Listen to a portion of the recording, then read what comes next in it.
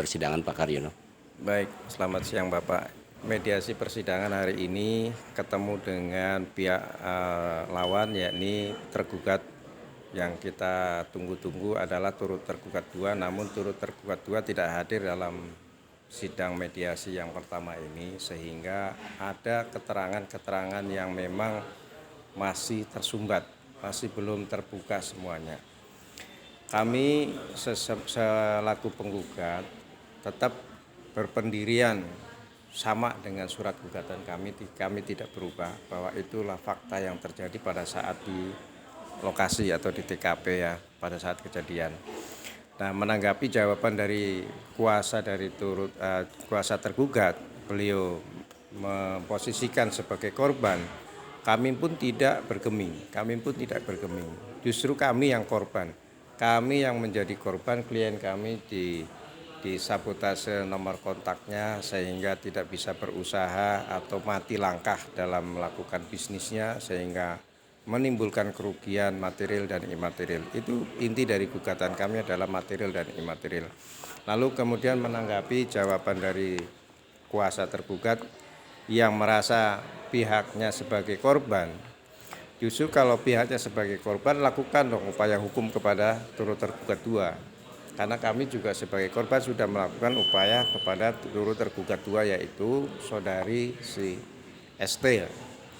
Nah, dengan jawaban turut tergugat tadi, kami masih tetap menganggap bahwa tergugat maupun turut tergugat masih menyangkal atau membantah bahwa dirinya melakukan kesalahan, dirinya melakukan kelalaian, atau dia melakukan turut serta membantu perbuatan turut tergugat 2 dalam rangka melakukan perubahan data pada SIM card atau nomor telepon yang dimiliki oleh penggugat.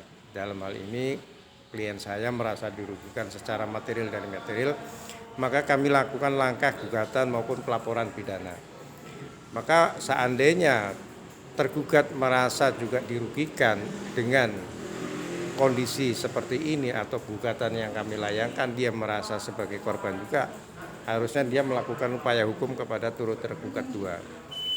Apakah dari hasil mediasi sudah ada titik temu Pak, gambaran titik temu dari mediasi yang tadi ditunjuk dari hakim ketua? Belum. Mediasi belum menemukan titik temu karena pihak turut tergugat itu merasa bahwa dirinya masih sebagai korban. Jadi masih belum mengakui bahwa pihaknya bersalah, tapi mengakui bahwa dirinya sebagai korban. Ini kan sulit. Kalau orang bersalah terus mengaku sebagai korban, artinya melemparkan kesalahan kepada orang lain. Padahal sejatinya dia pun sebagai pelaku. Karena seandainya turut tergugat 2 tidak dibantu oleh tergugat, tentunya tidak akan terjadi peristiwa tersebut. Dan apa alasannya tergugat 2 tidak hadir? Tergugat 2 tidak hadir, sudah dipanggil secara sah dan patut. Untuk alasannya kami tidak bisa mendapatkan informasi, padahal suratnya sampai kepada pihak turut tergugat 2, namun tidak dimanfaatkan untuk hadir dan menyampaikan bantahannya. Oleh karena itu kami sudah menduga bahwa turut tergugat sudah merasa bersalah. Dan apakah ada langkah-langkah untuk tidak hadir selanjutnya, apakah menjadi ditetapkan tersangka atau bagaimana Pak? Baik, untuk ditetapkan tersangka itu prosesnya ranahnya hukum pidana. Dalam hukum perdata ini, yaitu kesempatan dia untuk menjawab atau membantah apa yang dalam gugatan kami sampaikan itu tidak bisa dilaksanakan. Ini kerugian bagi dia. Dan kami menganggap bahwa dia tidak menjawab gugatan kami, artinya pihak turut tergugat 2 sudah mengakui kesalahannya.